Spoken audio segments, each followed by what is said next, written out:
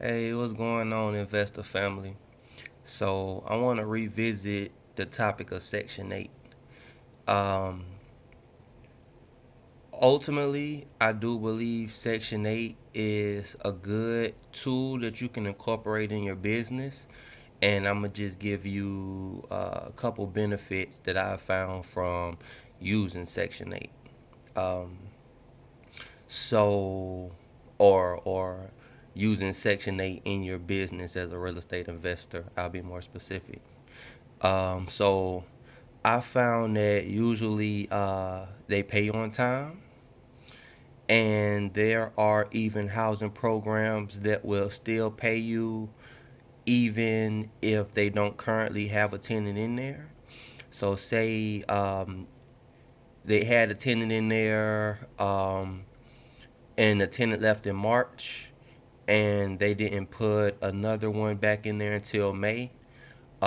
Certain housing programs will still continue to pay every first of the month until, irregardless of whether they have a tenant in there at the time or not, because the lease is between the landlord and the housing authority versus being between the landlord and the tenant, if that makes any sense. Um, Another pro, they pay on time and they usually pay in full. I had to throw that in there because sometimes you'll have tenants that'll try to pay a little now and pay a little later, um, which everybody runs their business differently. I've heard some landlords say, if they have a 5 day grace period, on the sixth day, if they're not paying in full, then the eviction is being written up. Sometimes I try to be not so harsh because I understand life happens. Um, but with Section 8, you don't have to worry about that usually, from what I found, because the government will usually pay you on time, on the first of the month. So that's one benefit. Let's see. Another benefit is you have another entity that's helping you to secure tenants. So instead of going on Craigslist and putting out ads, or having to hire a property management company to help you find tenants, if you go under Section 8, you already have the help of the Section 8 program to help you keep tenants in place. So, in essence, um, that's one less thing that you have to worry about, is finding tenants once you decide to put your property in a Section 8 or a housing program.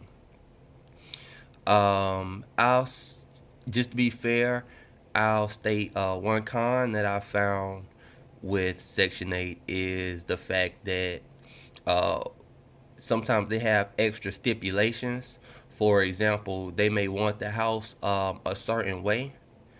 Um, so for a property of mine, don't ask why, but they actually wanted two prong electrical sockets. So I'll give you an example. Hope you can see that. You see how that's three prongs in there, the two, and then the one in the bottom middle. Hope y'all can see that. But they actually required that the house be repronged for just two prongs. I don't know why, but that was one of their stipulations, I guess, on that particular property. Um, but fortunately for me, it was done by the seller prior to me purchasing, so that was an expense that I didn't have to incur.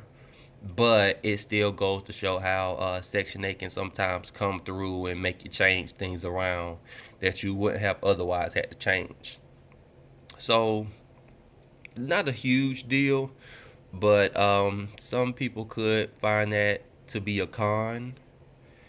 Um, Overall, I'll say don't rule out Section 8, but also keep in mind that you don't want to put too much of your portfolio at any given time in Section 8, just in case they ever do decide to cut the program or cut funding.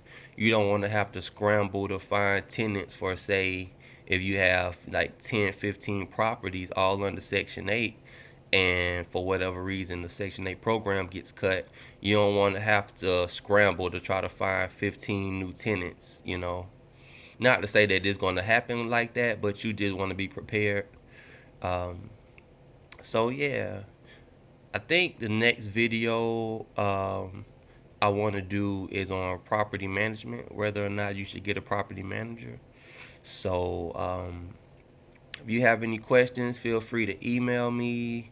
You can leave it in the comment section. Like, share, and subscribe to the channel. Thanks, investors.